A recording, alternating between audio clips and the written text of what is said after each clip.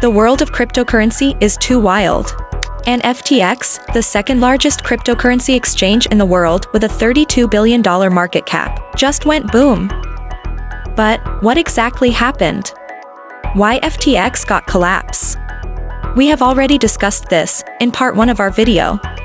If you haven't watched it yet, the link is in the description below. The FTX saga added one more chapter as Sam Bankman-Fried was arrested in the Bahamas.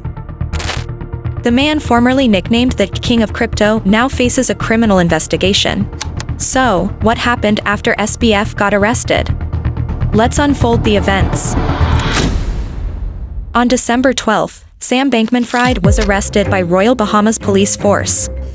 Eventually, SBF was been charged with money laundering, securities fraud, wire fraud, and conspiracy to commit wire fraud. To begin with, the SEC was the first government body to press charges against SBF in light of the FTX meltdown.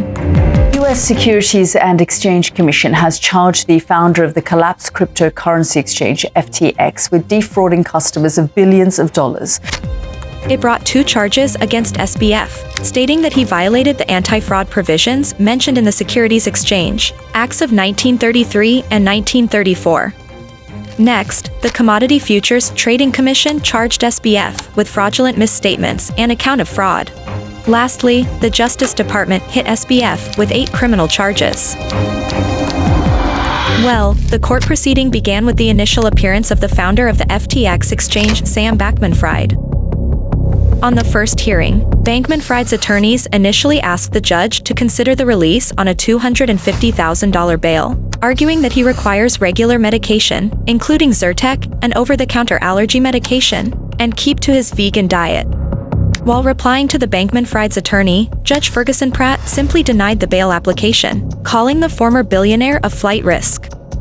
Bankman-Fried told the judge he would not waive his right to fight the extradition effort, suggesting he may seek to remain in the Bahamas. It was clearly seen how SBF was disappointed after the court denied his bail application.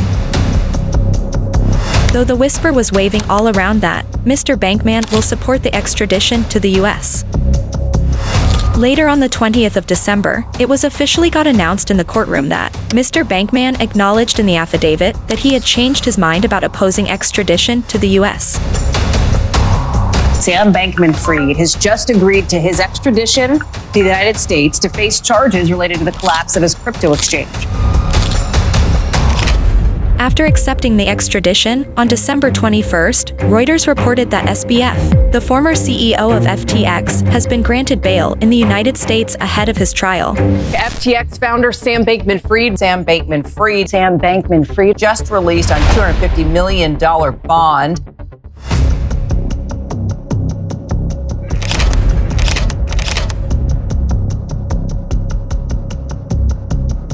According to Judge Gorenstein, he approved the bail arrangement as he thought Mr. Bankman-Fried wouldn't flee and wouldn't be a danger to the public. It was interesting to hear that SBF was finally granted bail on a condition of a $250 million bond. But some say it happened because of the recent political donation of $40 million made to the Republican Party by SBF. Well, was this one of the reasons why SBF got bail after so many denials? Or was it because of his strong political connection? I think SBF know this answer very well. After bail was granted to SBF by keeping the collateral as the home of his parents in Palo Alto, California, and a long list of terms was provided to keep him free while he was facing distinct charges. However, this was reputedly one of the biggest pretrial bonds in American history. While SBF is at the center of blame, his arrest had raised many questions about whether he is solely responsible for the collapse of FTX. After all, SBF was surrounded by a bunch of inexperienced kids given C-suite level roles. Alameda Research co-CEO Caroline Ellison and FTX co-founder Gary Wang were the second and third individuals to be charged in connection with FTX's multi-billion-dollar collapse. However, a twist in the tale came in the SBF case, when the co-founders of FTX Caroline Ellison and Gary Wang came forefront to become the prosecution witness to testify against the SBF, just to safeguard their name from this case, putting all blame on Sam Bankman-Fried. So finally, on December 23rd, SBF was sent under house arrest after being released on a $250 million bond with certain regulations obliged upon him. I hope you might have understood the entire scenario that occurs after the collapse of the FTX, and how easily and sustainably they overpower customer confidence.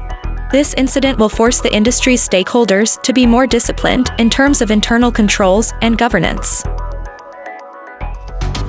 For more such interesting news happening in the crypto industry, stay tuned and subscribe Coinpedia News, and click the bell icon to get notified instantly.